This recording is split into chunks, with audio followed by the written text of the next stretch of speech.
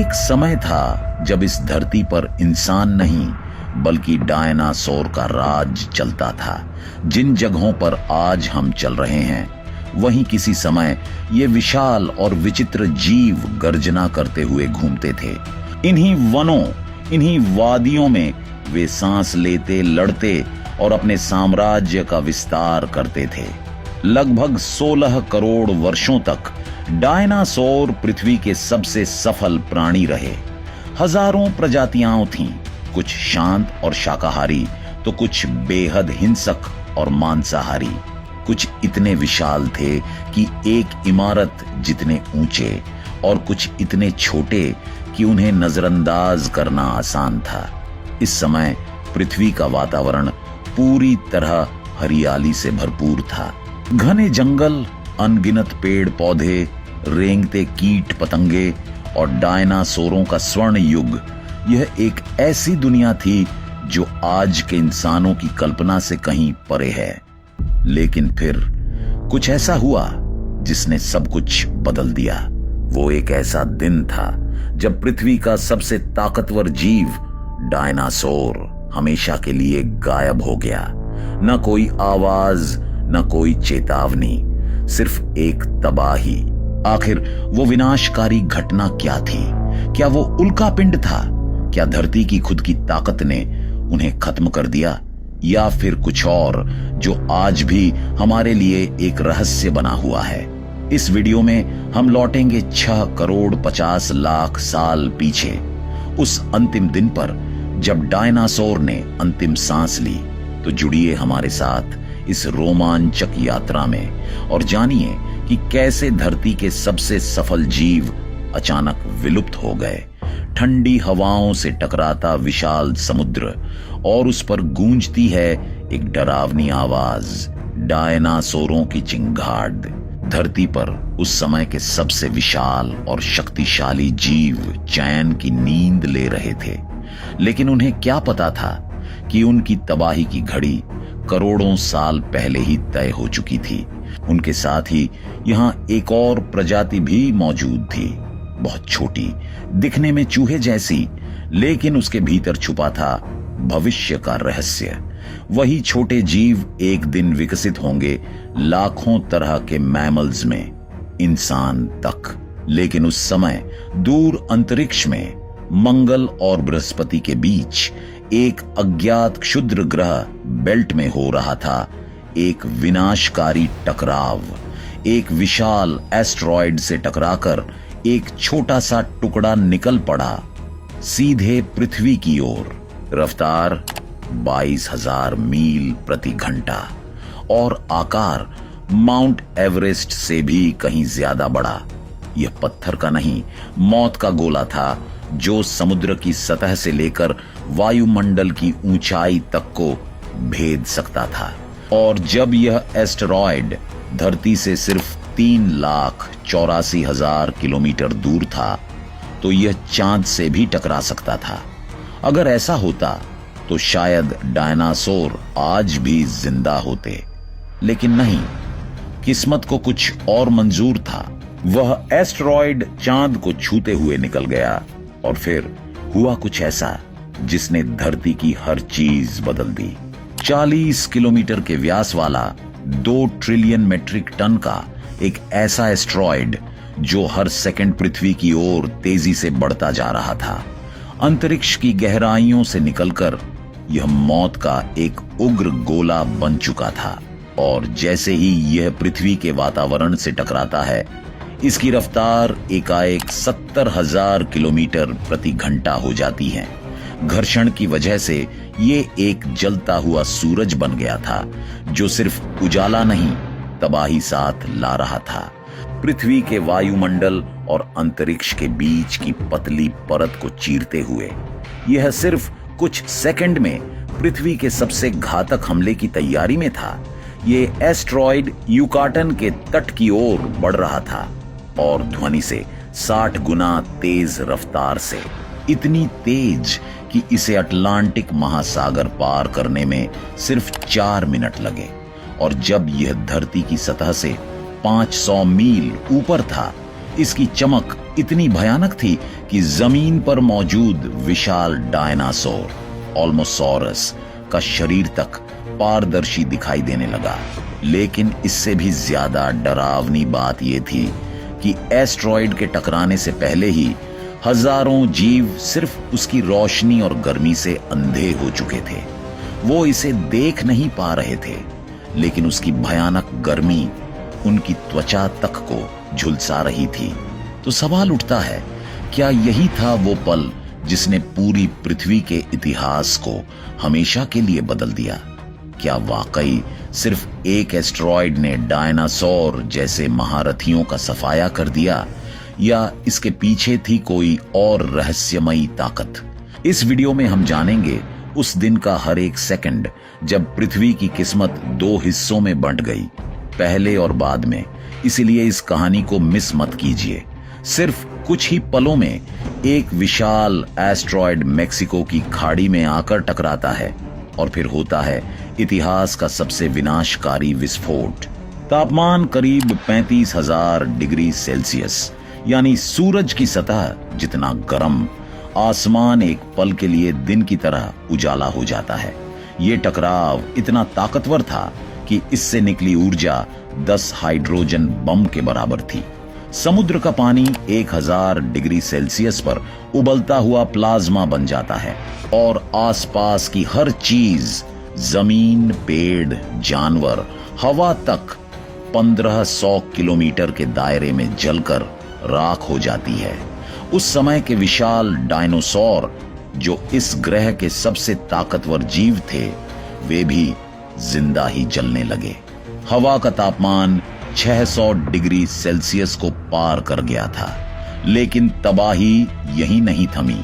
विस्फोट के बाद वातावरण से टकराकर एक सुपरसोनिक शॉकवेव बनती है, जो 2000 किलोमीटर प्रति घंटे की रफ्तार से चारों ओर फैलती है। इस वेव से हजारों जानवर हवा में उड़ जाते हैं और चट्टानों के आकार की पत्थरें आकाश में उठकर फिर जमीन पर गिरती हैं, इतने जोर से कि अल्मा जैसे विशाल डायनासोर उनके नीचे दबकर खत्म हो जाते हैं।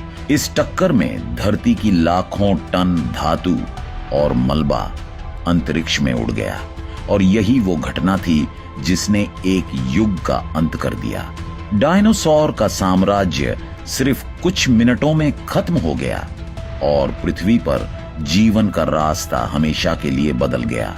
क्या यही था डायनासोर्स के विनाश का अंतिम अध्याय, या इसके पीछे कोई और रहस्य छुपा है?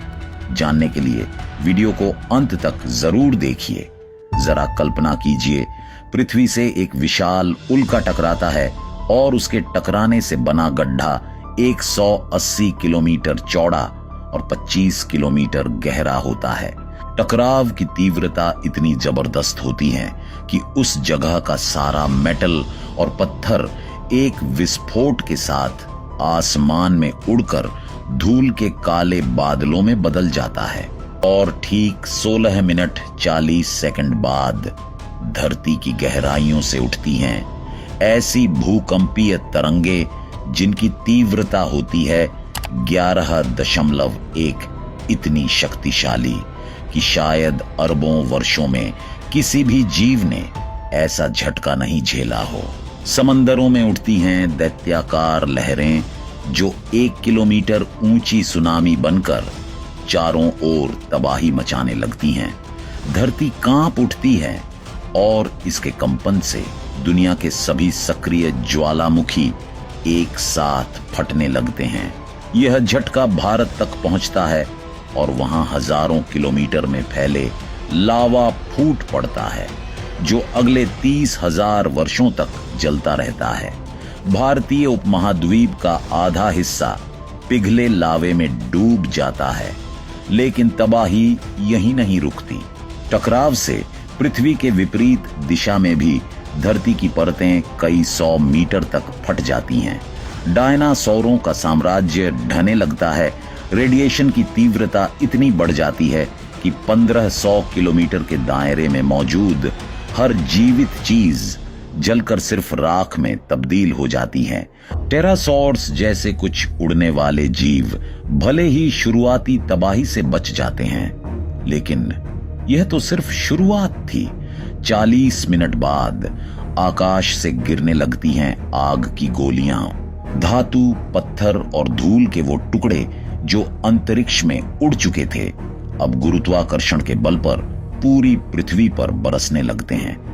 और इसी के साथ शुरू होता है इतिहास का सबसे भीषण महाप्रलय।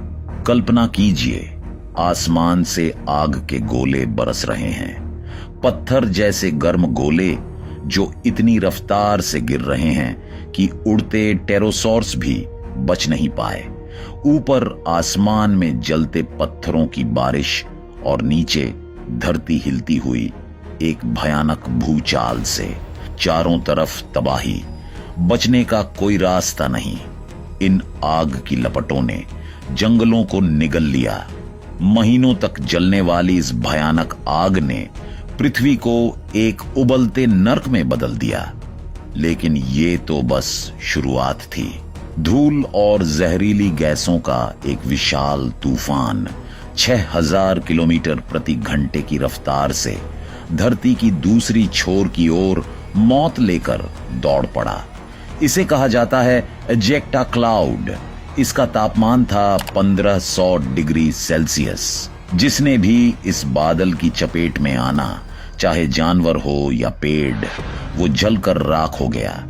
ये गैस भरे बादल इतने मोटे थे कि सूरज की रोशनी तक धरती पर नहीं पहुंच सकी। कुछ ही घंटों में तापमान बढ़कर 300 डिग्री सेल्सियस पार कर गया। यह तबाही सिर्फ टक्कर के पास नहीं थी। जो डायनासोर हजारों किलोमीटर दूर थे, वो भी इस असहनीय गर्मी से मर गए।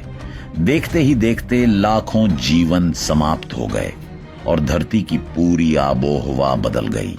बस 90 मिनट के अंदर धरती पर जीवन के इतिहास की सबसे बड़ी प्रलय घट चुकी थी।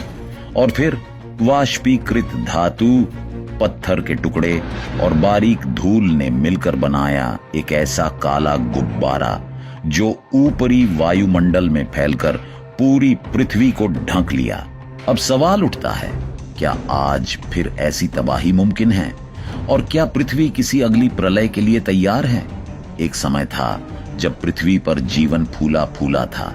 हर दिशा में हरियाली, विशाल डायनासोर, समुद्र में राज करने वाले समुद्री राक्षस, सब कुछ था जैसे एक ग्रैंड बायोलॉजिकल साम्राज्य। लेकिन फिर आया वो पल जब आसमान से गिरा आग का एक जलता हुआ ग्रह। इस टकराव से उठी राख और एरोसोल्स ने पूरे ग्रह को अंधेरे में डुबो दिया। सूरज की रोशनी जमीन तक पहुंचना बंद हो गई। जो पेड़ पौधे आग से बच गए थे, वे भी अब बिना रोशनी के सूख कर मरने लगे। जमीन और महासागर दोनों पर तबाही का एक जैसा असर पड़ा। समुद्र में रहने वाले विशाल जीव, अमोनाइट्स और अन्य समुद्री सरीसृप सब खत्म हो गए। धरती का तापमान कुछ ही दिनों में -25 डिग्री सेल्सियस तक गिर गया। चारों ओर सिर्फ राख, ठंड और मृत्यु।